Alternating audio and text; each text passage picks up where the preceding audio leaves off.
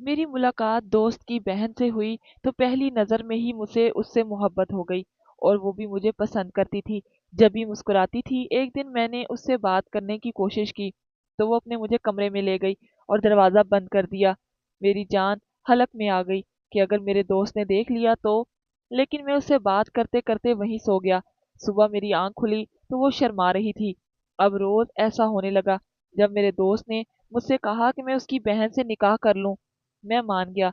लेकिन जब निकाह के बाद मैं अपने कमरे में गया तो जान निकल गई, क्योंकि अंदर तो मेरा नाम उसामा है। मेरा ताल्लुक लाहौर से है। हम दो भाई थे। बाबा वकालत करते थे। हमें जिंदगी की हर सहूलत मुयस्सर थी। मैंने जब से होश संभाला था कभी किसी चीज की तंगी नहीं देखी थी। लेकिन मैं ये नहीं जानता था कि कुछ लोग जो नजर आते हैं वो होते नहीं, और हम अंधे एतबार की वजह से बहुत दूर निकल जाते हैं।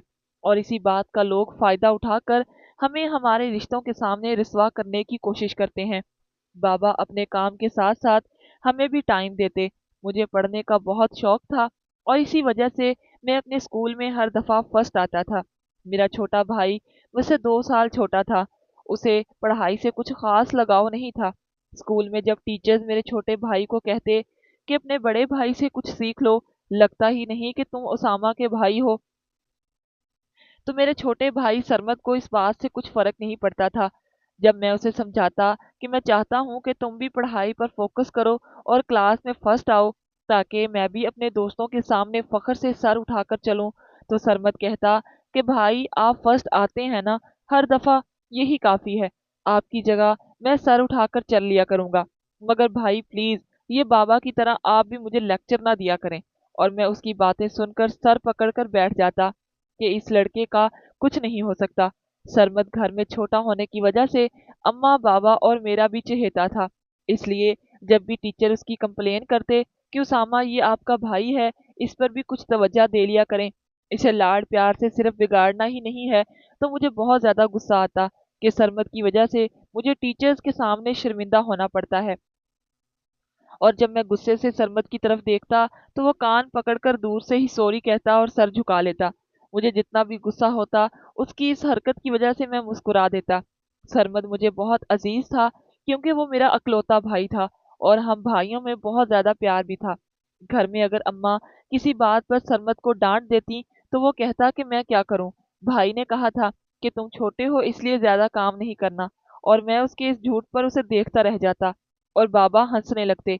अम्मा कहती कि तुम दोनों बाप बेटे ने इसे इतनी छूट दे रखी है कि ये इतना बिगड़ चुका है। तो बाबा कुछ कहते, कुछ नहीं होता, आहिस्ता आहिस्ता सुधर जाएगा। और अम्मा बोलते हुए कमरे में चली गईं। मेरे मैट्रिक के एग्जाम चल रहे थे और मैं अपने साथ साथ सरमद को भी पढ़ाता था और उसे कहता कि प्लीज मुझ पर एहसान करो, एक दफा पास हो जाओ, फिर जो चाहे करना। और वो खुश होकर कहता, भाई सच में अगर मैं पास हो जाऊं तो फिर मैं आजाद हूँ पढ़ाई से।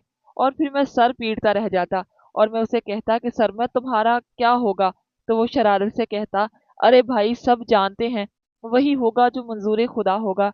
अम्मा खाना लेकर हमारे कमरे में आ गईं और सरमद अम्मा को देखकर यही शो करवा रहा था जैसे बहुत मेहनत कर रहा हो पढ़ने में, और मेरा ही हल किया हुआ सवाल उठाकर मेरे आगे कर देता कि लो भाई देखो, कर दिया सवाल हल। और अम्मा खुश होकर उसे शाबाश देने लगती।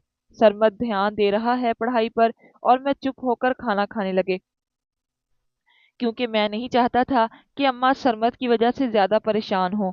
ये तो तवज्जो नहीं देता पढ़ने पर। अल्लाह के फजल से मैं इस दफा भी फर्स्ट आया। मेरे स्कूल वालों ने हमारी क्लास के लिए एक अलविदाई तकरीब रखी थी और फिर मैंने कॉलेज में एडमिशन ले लिया। कॉलेज का माहौल स्कूल से बिल्कुल डिफरेंट था। मुझे फिक्र थी तो सरमत की, और मैं तब हैरान हुआ जब सरमत 2 साल बाद पास होकर मेरे पीछे कॉलेज आ गया था। और मैं जहाँ इतना खुश था वहां हैरान भी। अम्मा बाबा भी बहुत खुश थे। सरमत की इस तरह पास होने की हम में से किसी को भी उम्मीद नहीं थी, क्योंकि सरमत तो पढ़ाई को सीरियस लेता ही नहीं था।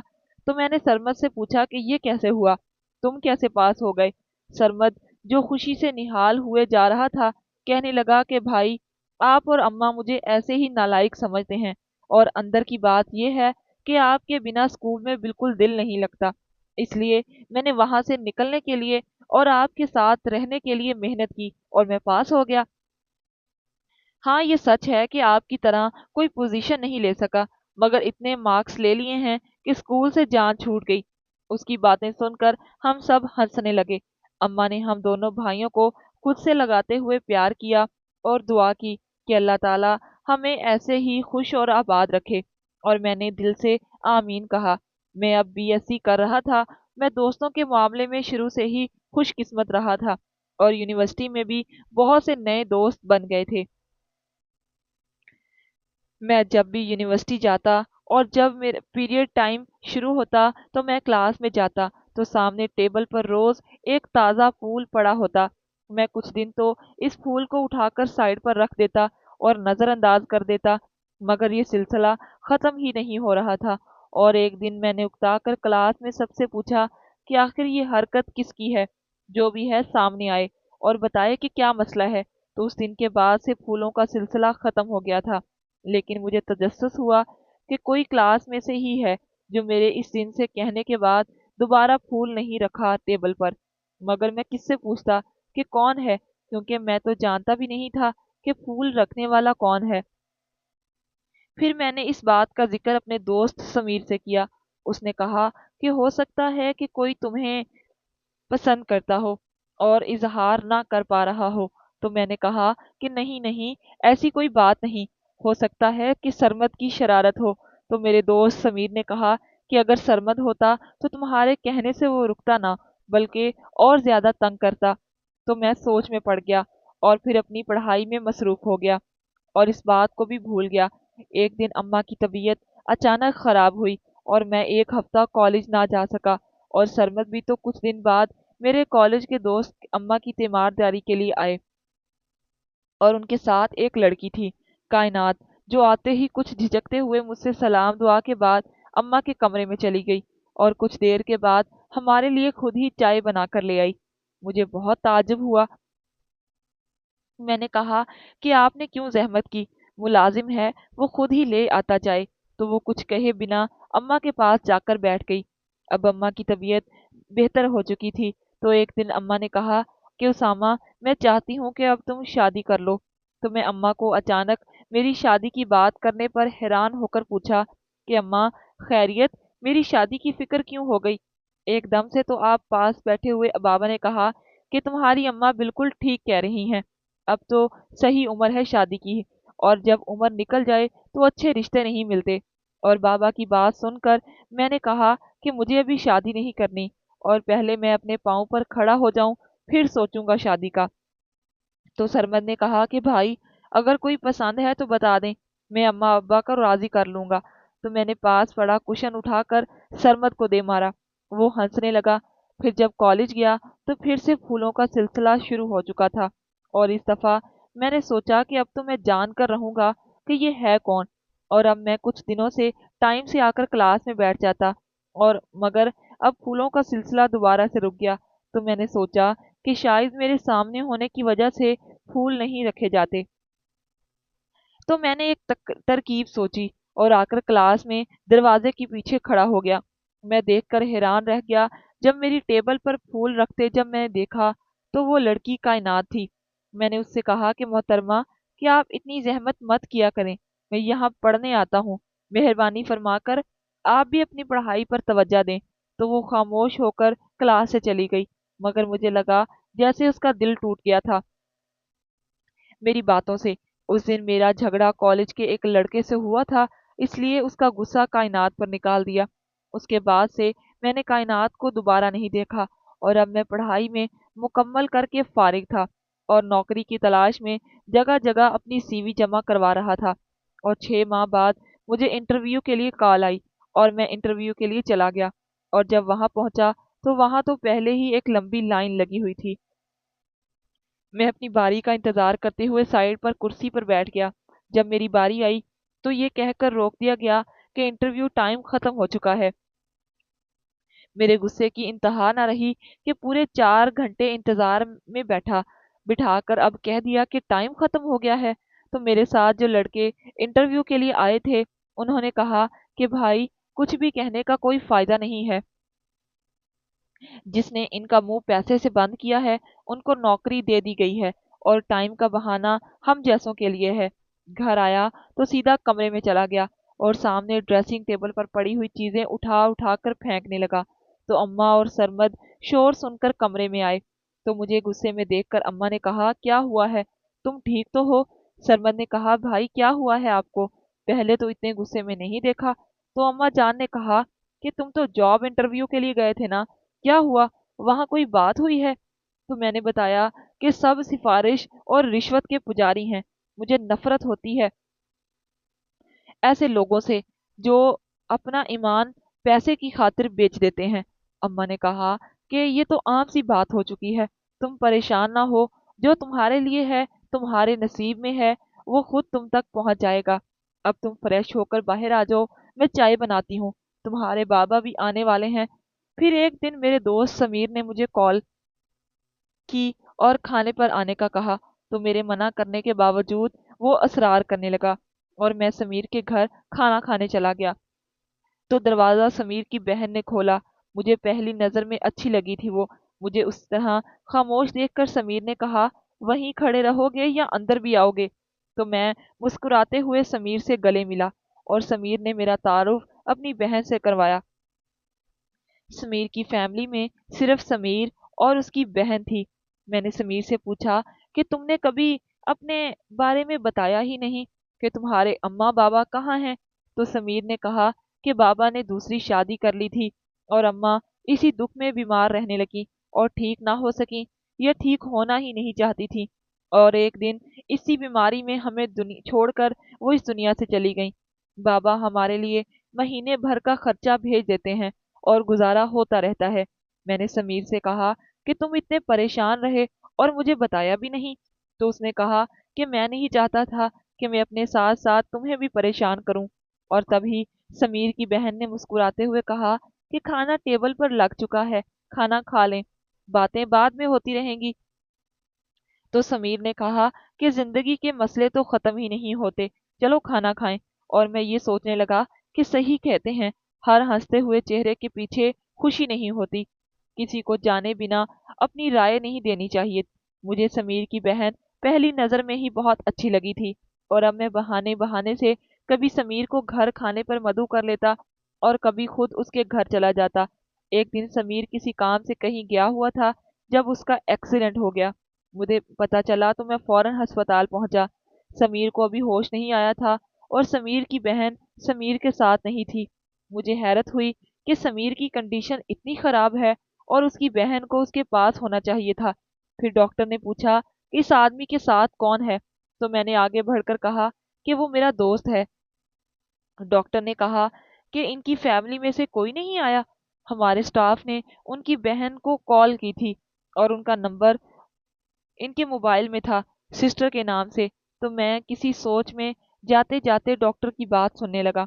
डॉक्टर साहब ने कहा कि शुक्र करें कि आपके दोस्त की जान बच गई, वरना सीधा सीधा पुलिस केस था। मैंने कहा कि पुलिस केस? तो तभी नर्स ने आकर बताया कि आपके पेशेंट को होश आ गया है। तो मैं फौरन समीर के पास गया और उसकी हालत अब खतरे से बाहर थी। मैं जल्दी से जल्द जानना चाहता था कि समीर के साथ ये सब हुआ कैसे, पर वो खामोश रहा और मैं उसके मुकम्मल ठीक होने के इंतजार करने लगा। अपने दोस्त को मैं लेकर घर आ गया और उसे काफी गहरे जख्म आए थे। और जब घर पहुंचा तो समीर की बहन घर पर थी और उसके चेहरे पर जरा भी अपने भाई के लिए परेशानी नहीं थी। मैं समीर की हालत को देखते हुए उसके पास ही रुक गया और मेरी मुलाकात जब से उसकी दोस्त की बहन से हुई थी, वो मुझे देखकर मुस्कुराती। मुझे तो उससे पहली नजर में मोहब्बत हो गई थी।